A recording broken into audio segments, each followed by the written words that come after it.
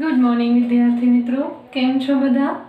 આપણે બધાએ ધોરણ 8 વિષય વિજ્ઞાનની અંદર ગયા વિડીયોમાં પ્રકરણ નંબર 11 બળ અને દબાણ પૂરું કરેલું. એની અંદર આપણે બળના પ્રકાર અને તે જે બળો છે બંને એના ઉદાહરણ એનો અભ્યાસ કરેલો. ત્યારબાદ દબાણ શું છે, દબાણ કેવી રીતે લાગે છે, દબાણનો એસઆઈ એકમ શું છે વગેરેની ચર્ચા આપણે એ પ્રકરણમાં કરેલી. હવે આજના પ્રકરણમાં આજના વિડીયોથી આપણે એક નવા પ્રકરણની શરૂઆત કરવા જઈ રહ્યા છે, પ્રકરણ નંબર 12, જેનું નામ છે ઘર્ષણ.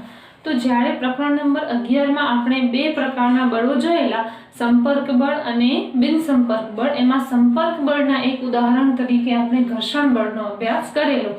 ત્યારે આપણે ઉપર છેલ્લી માહિતી મેળવેલી કે ઘર્ષણ બળ શું છે અને શા માટે એને સંપર્ક બળ તરીકે ઓળખવામાં આવે છે. પણ આ પ્રકરણની અંદર ઘર્ષણ બળ છે એનો આપણે વધારે ડિટેલમાં અભ્યાસ કરવાનો છે. તો સૌથી પહેલા આપણે જોઈએ ઘર્ષણ બળને અહીં કયા અર્થમાં સમજાવવામાં આવ્યું છે, ત્યારબાદ ઘર્ષણ બળ પર કયા કયા પરિબળો અસર કરે છે અને ઘર્ષણ એ જરૂરી દૂષણ શા માટે છે. તો સૌથી પહેલા આપણે ઘર્ષણ બળ શું છે એ સમજીએ. તો આપણે ટ્રાફિક સિગ્નલ પાસે કાર કે ટ્રકના ડ્રાઈવરને વાહનને ધીમું પાડતા જોયા હશે. 4 રસ્તા ઉપર જ્યારે ટ્રાફિક સિગ્નલ આવે ત્યારે જે ગાડીઓ છે એ ધીમે પડવા લાગે અને પછી ત્યાં રેડ લાઇટ હોય તો ઊભી રહી જાય છે. આપણે પણ આપણી સાયકલ ચલાવતા હોઈએ ત્યારે આપણને જ્યારે જરૂર લાગે, જેમ કે આપણે આપણા નિશ્ચિત સ્થાને પહોંચવાના હોઈએ અથવા તો વચ્ચે ક્યાંક જમ્પર કે ખાડો આવતો હોય તો સાયકલને ધીમી પાડવા માટે આપણે શું કરીએ છીએ તો બ્રેક લગાડી દઈએ છીએ. તો આપણને એવો વિચાર પણ આવે કે બ્રેક મારવાથી વાહન કેવી રીતે બંધ થઈ જાય છે અથવા તો ધીમું પડી જાય છે.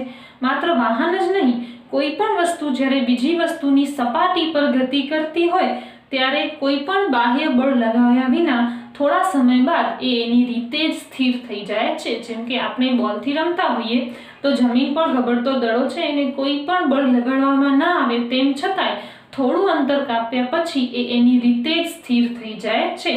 તો શા માટે એવું થાય છે એવો પણ પ્રશ્ન થાય ને. ઘણી વખત આપણે જોયું છે કે કેળાની છાલ પર પગ પડે તો માણસ લપસીને પડી જાય છે. તો કેમ એવું થાય છે? આપણે જમીન પર ચાલતા હોઈએ તો આપણે લપસીને પડતા નથી, પણ કેળાની છાલ પર પગ પડે ત્યારે જ આપણે પડી જઈએ છીએ. તો આવું શા માટે બને છે એ પણ એક પ્રશ્ન છે. અને કોઈ લીસું કે ભીનું ભોંયતળિયું હોય, જેમ કે ઘરની અંદર મમ્મીએ કે બેને પોતા માર્યા હોય તો જમીન ભીની હોય અથવા તો ખૂબ જ લીસી જમીન હોય ત્યાં આપણે ચાલવા સમયે ધ્યાન રાખીને ચાલીએ છીએ, કારણ કે ધ્યાન રાખીને ન ચાલીએ તો ત્યાંથી આપણે સરકી લપસીને પડી જઈએ છીએ. તો આવું શા માટે થાય છે એ સમજવા માટે આપણે સૌથી પહેલા ઘર્ષણ બળનો અર્થ સમજવો પડે. તો ઘર્ષણ બળનો અર્થ સમજવા માટે આપણને અહીંયા પ્રવૃત્તિ 12.1 આપેલ છે પાઠ્યપુસ્તકના પાના નંબર 146 પર. ઘર્ષણ બળને અંગ્રેજીમાં ફોર્સ ઓફ ફ્રિક્શન તરીકે ઓળખવામાં આવે છે.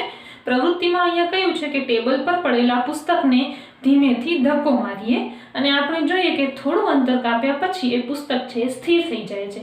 હવે એ પુસ્તક જે જગ્યાએ સ્થિર થયું છે એ તરફ જઈ અને ઊંધી દિશામાં, એટલે કે જ્યાં પહેલા પુસ્તક હતું એ દિશામાં આપણે એને ધક્કો મારીએ તો થોડું અંતર કાપ્યા પછી ફરીથી તે પુસ્તક સ્થિર થઈ જાય છે. તો આવું શા માટે બની શકે? તો આપણે એવું કહી શકીએ કે પુસ્તકની ગતિનો વિરોધ કરતું હોય એવું કોઈક બળ એને લાગતું હશે કે જે પુસ્તક છે એની ગતિને રોકે છે. તો જે પુસ્તકની ગતિને રોકતું બળ લાગે છે એને આપણે ઘર્ષણ બળ તરીકે ઓળખીએ છીએ. જ્યારે આપણે પુસ્તકને ડાબી બાજુએ બળ લગાડીએ છીએ તો ઘર્ષણ બળ જમણી બાજુએ લાગે છે અને જમણી બાજુએ પુસ્તકને બળ લગાડીએ તો ઘર્ષણ બળ ડાબી બાજુએ લાગે છે. બંને કિસ્સાઓમાં ઘર્ષણ બળ પુસ્તકની ગતિનો વિરોધ કરે છે. ઘર્ષણ બળ હંમેશા લગાડેલા બળનો વિરોધ કરતો જોવા મળે છે. આપણે જ્યારે ચાલતા હોઈએ તો ઘર્ષણ બળ આપણી ગતિની વિરુદ્ધ દિશામાં લાગે છે. દડો જ્યારે પૃથ્વી પર કે કોઈ જમીનની સપાટી પર ગતિ કરતો હોય તો એની ગતિની વિરુદ્ધ દિશામાં જ હંમેશા ઘર્ષણ બળ લાગતું હોય છે.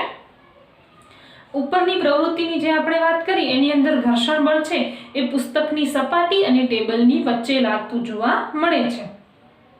તો શું કઈ કઈ સપાટીઓ ઉપર ઘર્ષણ બળ કેટલું લાગે છે? બધી સપાટીઓ પર ઘર્ષણ બળ સરખું લાગે?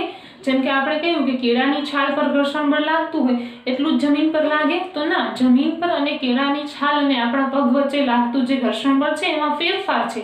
એટલે જ આપણે જમીન પર સરળતાથી ચાલી શકીએ છીએ, પણ કેળાની છાલ છે, કોઈ ચીકણો રસ્તો છે, ચીકણો પદાર્થ જ્યાં ઢોળાઈ ગયો હોય એવો રસ્તો છે ત્યાં આપણે સરળતાથી ચાલી શકતા નથી. તો આ ઘર્ષણ બળ છે એના ઉપર કયા કયા પરિબળો બળો અસર કરે છે એ આપણે સૌથી પહેલા સમજીએ. તો અહીં તમને પ્રવૃત્તિ 12.2 આપેલ છે. કહ્યું છે કે કોઈ ઈંટની ફરતે એક દોરી બાંધવાની છે અને સ્પ્રિંગ કાંટાની મદદથી ઈંટને ખેંચવાનું છે. હવે આ માટે ઈંટને ખેંચવા માટે આપણને જે બળ લગાડવું પડે છે, ત્યારે ઈંટ ગતિ કરવાની શરૂઆત કરે ત્યારે સ્પ્રિંગ કાંટા પરનું અવલોકન નોંધવાનું છે અને ઈંટની સપાટી અને ભોંયતળિયા વચ્ચે લાગતા ઘર્ષણ બળનું મૂલ્ય આપે છે. જ્યારે આપણે કોઈ ઈંટ ઉપર દોરી બાંધી અને સ્પ્રિંગ કાંટા વડે એને ખેંચીએ તો જ્યારે ઈંટ પોતાની ગતિની શરૂઆત કરે ત્યારે સ્પ્રિંગ કાંટાની ઉપર જે આપણને મૂલ્ય જોવા મળે છે એ દર્શાવે છે કે ઈંટ અને જે જમીનની જે સપાટી છે એ બંને વચ્ચે કેટલું ઘર્ષણ બળ લાગે છે. હવે ઈંટ પર પોલિથીનનો ટુકડો લપેટી અને એ જ પ્રવૃત્તિનું પુનરાવર્તન કરી અને અવલોકન નોંધવાનું છે અને ત્યારબાદ ઈંટની ફરતે શણનો ટુકડો લપેટીને આપણને એ જ પ્રવૃત્તિનું પુનરાવર્તન કરવાનું છે. હવે જ્યારે ત્રણેય વખત આપણે અવલોકન નોંધીશું ત્યારે જ્યારે શણ છે, શણ સાથે જ્યારે ઈંટને લપેટવામાં આવે છે ત્યારે સૌથી વધારે ઘર્ષણ બળ ઉદ્ભવે છે અને પોલિથીન ઉપર જ્યારે આપણે પોલિથીનને વીંટાળી અને સ્પ્રિંગ કાંટાનું માપ જોઈએ છીએ તો સ્પ્રિંગ કાંટામાં છે સૌથી ઓછું ઘર્ષણ બળ લાગતું જોવા મળે છે. તો આવું શા માટે થાય છે? તો પોલિથીનની સપાટી છે એ વધારે લીસી છે. તો જ્યારે લીસી સપાટી હોય એ બીજી કોઈ સપાટી સાથે ઘર્ષણ બળ અનુભવે ત્યારે ઘર્ષણ બળ ખૂબ ઓછું લાગે છે. જ્યારે શણનું કાપડ છે એ વધારે ખરબચડું છે એટલે શણના કાપડ અને જે સપાટી છે એની વચ્ચે વધારે ઘર્ષણ બળ લાગે છે એટલે વધારે બળ લગાવીને આપણે શણનું કપડું વીંટેલું હોય એવી ઈંટને ખેંચવું પડે છે. અહીં તમને સ્પ્રિંગ કાંટો શું છે એની માહિતી પણ આપેલી છે. તો સ્પ્રિંગ કાંટું એ વસ્તુ પર લાગતા બળનું માપન કરતું સાધન છે. કોઈ પણ વસ્તુ પર કેટલું બળ લાગે છે એ માપવા માટેનું સાધન છે. તે એક સ્પ્રિંગ કોઇલનું બનેલું હોય છે જે તેના પર બળ લગાડવાથી ખેંચાય છે અને સ્પ્રિંગનું ખેંચાણ અંકિત કરેલા માપક્રમ પર સરકતા દર્શક દ્વારા માપી શકાય છે. માપક્રમનું અવલોકન એ બળનું મૂલ્ય આપે છે. તમને અહીંયા સ્પ્રિંગ કાંટાનો ફોટો પણ આપેલ છે.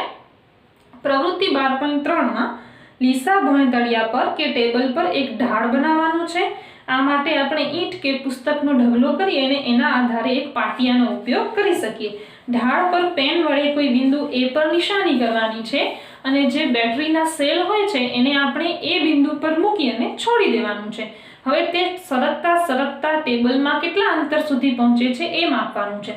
પછી આપણે ટેબલની ઉપર એક કપડું પાથરવાનું છે અને પછી સેલને ગતિ આપવાની છે અને ત્રીજી વખત છે એ ટેબલની ઉપર રેતી છે એનું પાતળું સ્તર બનાવવાનું છે અને પછી સેલને ગતિ આપવાની છે. તો આપણે જોઈ શકીએ કે ટેબલ છે એ વધારે લીસી છે માટે સેલ છે એ લાંબા સમય સુધી ગતિ કરશે અને પછી સ્થિર થશે.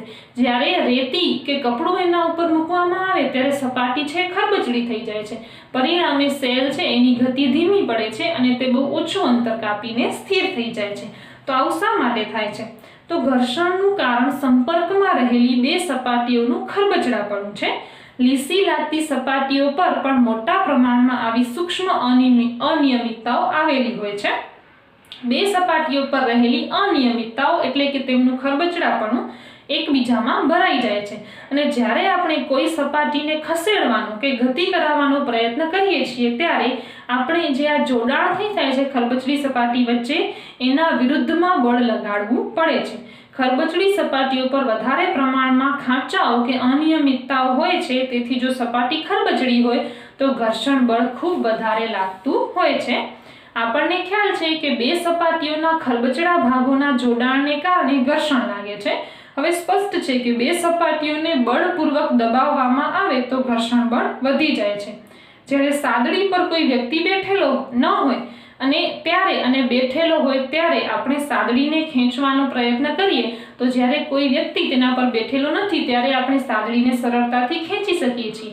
પણ જો સાદડીની ઉપર કોઈ માણસ બેઠું છે તો તેને ખેંચવા માટે આપણને વધારે બળ લગાડવું પડે છે કારણ કે એવા સમયે ઘર્ષણ બળનું મૂલ્ય ખૂબ વધારે હોય છે. હવે ઘણી વખત આપણે બોક્સને ધક્કો મારી અને એક જગ્યાએથી બીજી જગ્યાએ લઈ જવાનો પ્રયત્ન કરેલો છે. જ્યારે આપણે કોઈ સ્થિર બોક્સને ધક્કો મારીને ગતિમાં લઈ જવાનો પ્રયત્ન કરીએ છીએ ત્યારે આપણને વધારે બળ લગાડવો પડે છે.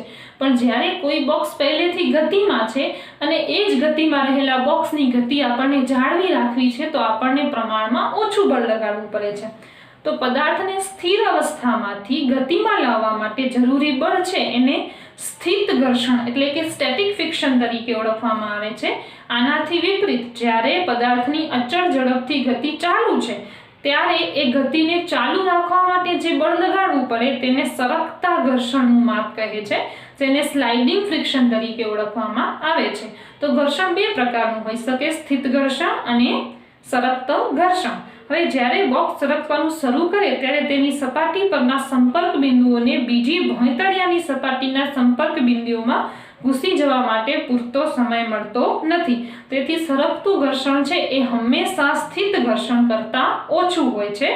તેથી પદાર્થને સ્થિર સ્થિતિમાંથી ગતિમાં લાવવા કરતાં ગતિમાન પદાર્થ છે તેની ગતિ જાળવી રાખવી સરળ હોય છે. તો આ વાત થઈ ઘર્ષણ બળ અને ઘર્ષણ બળ પર અસર કરતા પરિબળો, જેમાંનું મુખ્ય પરિબળ છે બંને સપાટી કેવી છે, લીસી છે કે ખરબચડી છે.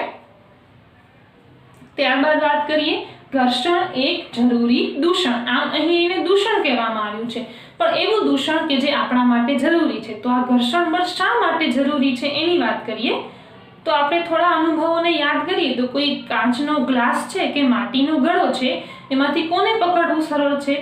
તો માટીનો ઘડો, કારણ કે માટીનો ઘડો ખરબચડો હોય છે જ્યારે કાચના ગ્લાસની સપાટી લીસી હોય છે.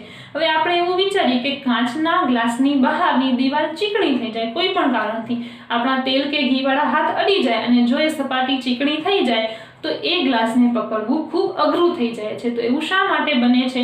કારણ કે કાચનો ગ્લાસ છે એની સપાટી છે એ વધારે લીસી થઈ જાય છે અને પરિણામે ઘર્ષણ બળ ઓછું લાગે છે. અને જેમ ઘર્ષણ બળ ઓછું લાગે તેમ એ વસ્તુને પકડવી અઘરી થઈ જાય છે. એ પણ યાદ કરીએ કે ભીના કાદવવાળા રસ્તા પર કે આરસના ભીના ભોંયતળિયા પર ચાલવું ખૂબ મુશ્કેલ પડે છે. જો ઘર્ષણ ન હોય તો આપણે પેન કે પેન્સિલથી લખી શકતા પણ નથી. જ્યારે આપણા શિક્ષક બ્લેકબોર્ડ પર ચોકથી લખે છે ત્યારે તેની રફ સપાટી છે એ ચોકના થોડા કણોને પોતાને ઉપર ઉતારી લે છે અને જે બ્લેકબોર્ડ પર ચોંટી જવાથી અક્ષરો છે એ આપણે વાંચી શકીએ છીએ. જો ચોક અને બ્લેકબોર્ડની વચ્ચે ઘર્ષણ બળ લાગતું ન હોય તો ક્યારેય પણ બોર્ડ ઉપર ચોકથી કંઈ લખી શકાય નહીં.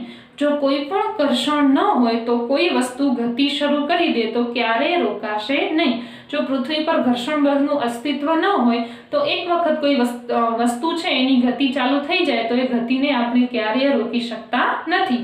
જો રસ્તા અને વાહનોના ટાયરોની વચ્ચે ઘર્ષણ બળ ન હોય તો વાહનોની ગતિ શરૂ પણ ન થઈ શકે અને વાહનોની ગતિ બંધ પણ ન થઈ શકે અથવા તેમની ગતિમાં ફેરફાર પણ લાવી શકાય નહીં. દિવાલમાં ખીલી ન ઠોકી શકાય કે ટાઈમાં ગાંઠ પણ બાંધી શકાય નહીં. ઘર્ષણ વગર કોઈ ઇમારત બાંધવી પણ અશક્ય છે. તો ઘર્ષણ છે, ઘર્ષણ બળ પૃથ્વી ઉપર બે સપાટીઓની વચ્ચે લાગે છે એ ખૂબ અગત્યનું છે. કારણ કે ઘર્ષણ બળ છે તો જ આપણે ચાલી શકીએ છીએ, ઘર્ષણ બળ છે તો જ આપણે લખી શકીએ છીએ. ઘર્ષણ બળ છે એટલે જ જે કોઈ ગતિ કરતી વસ્તુ છે, ગતિ કરતો પદાર્થ છે એ સ્થિર થઈ શકે છે અને સ્થિર પદાર્થને ગતિ આપી શકાય છે. આનાથી વિપરીત ઘર્ષણ બળ કેટલું હાનિકારક પણ છે. ઘર્ષણને કારણે વસ્તુઓ ઘસાઈ જાય છે, પછી ભલે તે સ્ક્રૂ, બોલ બેરિંગ કે બૂટ ચપ્પલના તળિયા, આપણા બૂટ ચપ્પલના તળિયા છે આપણે ઘસાઈ જતા જોયા છે. તો ઘર્ષણ બળના કારણે આ નુકસાન પણ થાય છે. રેલવે સ્ટેશન પર ચાલવાના જે ઓવરબ્રિજ હોય છે એના પગથિયાઓ પણ ઘર્ષણ બળના કારણે ઘસાઈ જાય છે. ઘર્ષણથી ઉષ્મા પણ ઉત્પન્ન થઈ શકે છે. અત્યાર સુધી આપણે ઘર્ષણ બળ શું છે એ સમજ્યા, કેવી રીતે લાગે છે, તેના પર કયા બળો અસર કરે છે અને ઘર્ષણ બળ છે એ શા માટે જરૂરી છે અને શું નુકસાન કરે છે. હવે વાત છે ઘર્ષણથી ઉષ્મા પણ ઉત્પન્ન થઈ શકે છે. થોડી મિનિટો સુધી આપણે આપણી હથેળીઓ જોરથી ઘસીએ, જેમ કે શિયાળામાં આપણને બહુ ઠંડી પડતી હોય તો આપણે આવું કર્યું છે, તો ત્યારે આપણે અનુભવી શકીએ છીએ કે આપણા હથેળી છે એ ગરમ થઈ જાય છે. કારણ કે જે ઘર્ષણ થાય છે બે હથેળીઓ વચ્ચે એના કારણે ઉષ્મા એટલે કે ગરમી ઉત્પન્ન થાય છે. જ્યારે આપણે માચિસની દિવાસળીને કોઈ ખરબચડી સપાટી પર ઘસીએ ત્યારે તે આગ પકડી લે છે. આપણે એ પણ જોયું હશે કે ઘરમાં જે મિક્સચર હોય જેની અંદર આપણે કંઈ પીસતા હોઈએ એને થોડી મિનિટો સુધી ચલાવીએ આપણે, એટલે કે એનો ઉપયોગ કરીએ તો તેનું જે જાર છે એ ગરમ થઈ જાય છે. એવા ઘણા બધા ઉદાહરણો છે જ્યાં ઘર્ષણ ઉદ્ભવવાના કારણે ઉષ્મા ઉત્પન્ન થાય છે. હકીકતમાં જ્યારે આપણે કોઈ મશીનનો ઉપયોગ કરીએ છીએ ત્યારે ઉત્પન્ન થતી ઉષ્માને કારણે થોડી ઘણી ઉર્જા છે એ વેડફાઈ જાય છે. આ પછીનો જે વિભાગની અંદર આપણે ચર્ચા કરીશું એની અંદર આપણે સમજીશું કે ઘર્ષણ ઓછું કરવા માટે કયા કયા ઉપાયો યોજી શકાય. બરાબર. તો આજના વિડીયોમાં આપણે જોયું ઘર્ષણ બળ એ શું છે, ઘર્ષણ બળ ઉપર અસર કરતા પરિબળો શું છે, એની ખરબચડી અને લીસી સપાટી, શેના વડે બળને માપી શકાય છે, તો સ્પ્રિંગ કાંટા વડે, અને ઘર્ષણ છે એ શા માટે જરૂરી છે, ઘર્ષણ ક્યાં આપણને નુકસાન કરે છે, અને ઘર્ષણ દ્વારા ઉષ્મા ઉત્પન્ન કરી શકાય છે. હવે જે આ ઘર્ષણ બળ આપણા માટે આટલું જરૂરી છે, ચાલવા માટે, વાહનો ચલાવવા માટે, લખવા માટે, આ ઘર્ષણ બળ ઘણી એવી બધી જગ્યાઓ છે કે જ્યાં આપણને નુકસાન પણ કરે છે. તો આ ઘર્ષણ બળ અટકાવવા માટે શું ઉપાયો કરી શકાય એની ચર્ચા આપણે આવતા વિડીયોની અંદર કરીશું. Thank you.